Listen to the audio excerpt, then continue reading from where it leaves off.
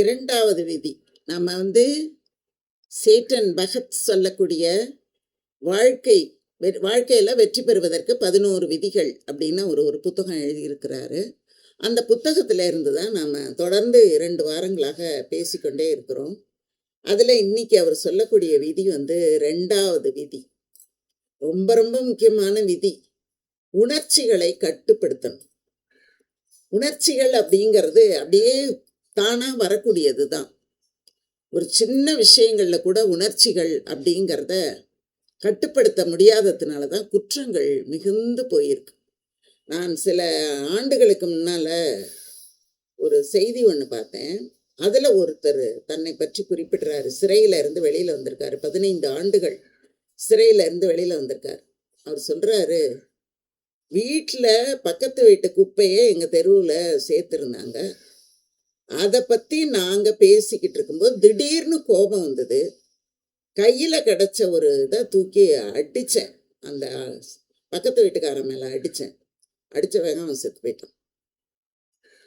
அந்த உணர்ச்சியை ஒரு வினாடி நான் கண்ட்ரோல் பண்ணியிருந்தேன்னா, கட்டுப்படுத்தி இருந்தேன்னா 15 ஆண்டுகள் நான் சிறைக்கு போயிருக்க மாட்டேன் அப்படின்னு அவர் சொல்கிறார். 15 ஆண்டு அந்த அம்மா தன்னோட பிள்ளைய வச்சுக்கிட்டு அவ்வளோ கஷ்டப்பட்டிருக்கு. ஆனால் அந்த பிள்ளைகிட்ட அப்பா சிறையில் இருக்காரு அப்படின்னு சொல்லாமையே அந்த அம்மா வேற ஊருக்கு போய் அந்த பிள்ளைய வளர்த்துருக்காங்க. அந்த குப்பையை கொண்டு சேர்க்குறாங்க அப்படின்னா சில சமயங்களிலேங்க இந்த மாதிரி இடையூறுகள் எல்லாருக்குமே ஏற்படும். எவ்வளோ சொன்னாலும் கேட்கவே மாட்டாங்க. துன்பப்படுத்துறதுக்குன்னே இருப்பாங்க. சொந்த வீடாக இருந்தால் நம்மளால் மாற்றிக்கிட்டு போகவே முடியாது. அது நமக்கு ஏற்பட்ட ஒரு கொடுமைன்னு நினச்சி சகிச்சுக்கிட்டு போய் தான் ஆகணும். வேறு வழி கிடையாது. அவனோட எவ்வளவு சண்டை போட முடியும்? சண்டை போடவே முடியாது. ஏன்னா சண்டை போட்டு பயன் இருந்தால் தானேங்க நம்முடைய செயலுக்கு ஏதாவது ஒரு பயன் விளைவு இருக்கணும்ல. விளைவே இல்லை அப்படிங்கும்போது அங்கே போய் நாம் சண்டை போட்டோ என்ன பயன் இருக்கு? வாடகை வீடாக இருந்தால் நம்ம வீட்டை மாற்றிக்கிட்டு போயிடலாம். வேற வழி கிடையாது. இல்லை சொந்த வீடாக இருக்கிற பட்சத்தில் அந்த வீட்டை வாடகைக்கு விட்டுட்டு நம்ம வேற ஒரு இடத்துக்கு போய் வாடகையில் வாழ்ந்துட்டு போயிடலாம். இந்த மாதிரி ஒரு வினாடி கோபங்களை நம்மளால் கண்ட்ரோல் பண்ண முடியாமல் அந்த ஆளை வெட்டி அவன் குடும்பம் பழி வாங்குறேன்னு அருவாளை தூக்கிட்டு நின்று இவன் குடும்பமும் அவன் குடும்பமும் தலைமுறையாக சண்டை போட்டுக்கிட்டு கிடக்கிறது அப்படிங்கிறது இந்த உணர்ச்சியை கட்டுப்படுத்த தெரியாததால் தான். உணர்ச்சியை அளவுக்கு அதிகமாக கட்டுப்படுத்தி வச்சோன்னா அதுவுமே ஆபத்து.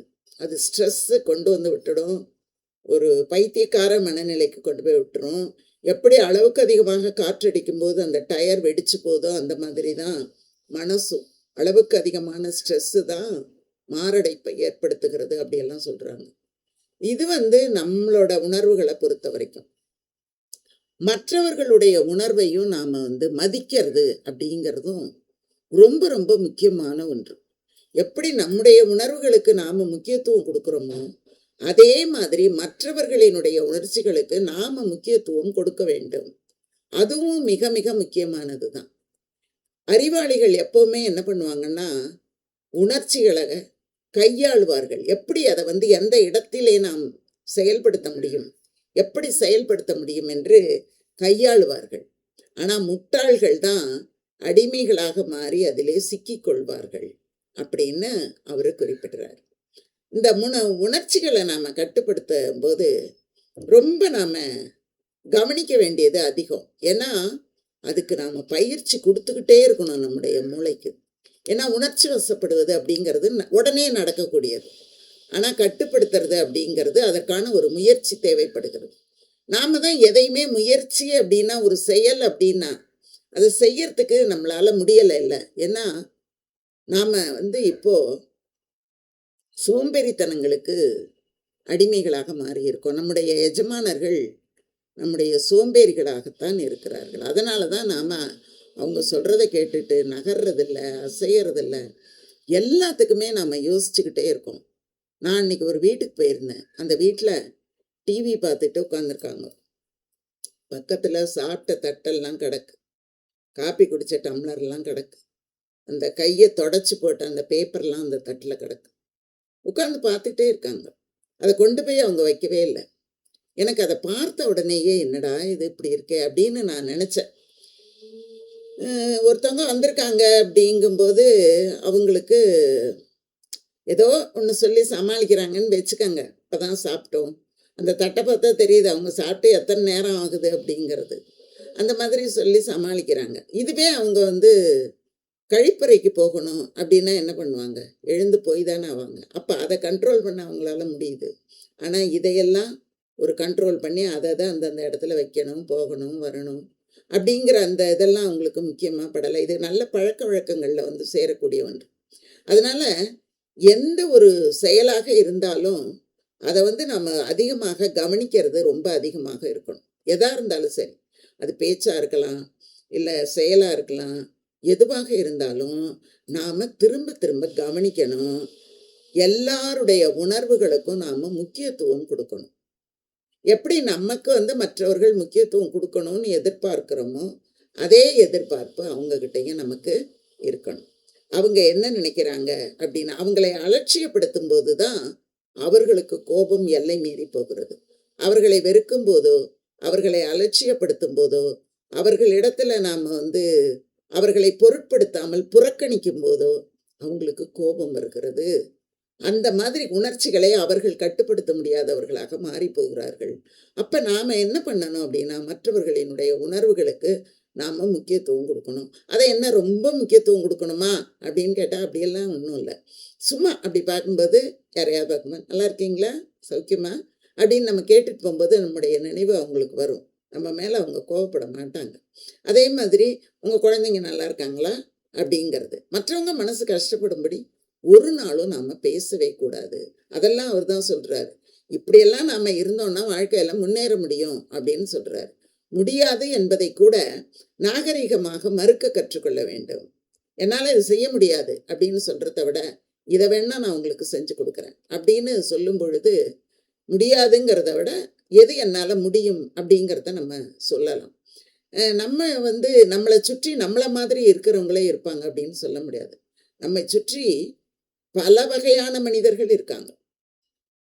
எல்லா நிலைகளிலும் இருக்கக்கூடிய மனிதர்கள் இருக்காங்க. அவங்களோடு தான் நாம் இணைந்து வாழ்ந்து கொண்டிருக்கிறோம். அதனால நம்மளை மாதிரியே நம்மோடு பழகக்கூடியவர்கள் இருப்பார்கள் அப்படின்னு நம்ம எதிர்பார்க்க முடியாது. அதனால அவரவர்களுக்கு ஏற்ப, அந்த தன்மைக்கு ஏற்ப எல்லாரும் விரும்பக்கூடிய சில பண்புகள் இருக்கு.